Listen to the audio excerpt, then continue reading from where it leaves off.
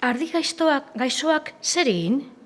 Nola aurpegia agertu, etxai bere haragi zaleen esanak gezurtatzeko? Txiz bat egitera ausartu ezen. Orduan, agintariak eman zuen autu hau. Zakurrak on egin duelako bere esana agertzaile edo testigu zuzen eta lotsa handikoekin. Eta ardiak ezin duelako gezurra diotela agertu, nola ezilegotea den bestetik aitortzea, agintzen da bihurtu diezaiola ardiak, zakurrari prestatu zion ogia.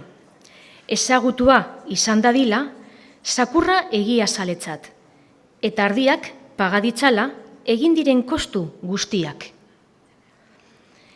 Ez zeukan ardi gaixoak zuriko erre bat ere. Beldurrez, ebakiarazi zuen bere ilea neguaren erraia bazen ere.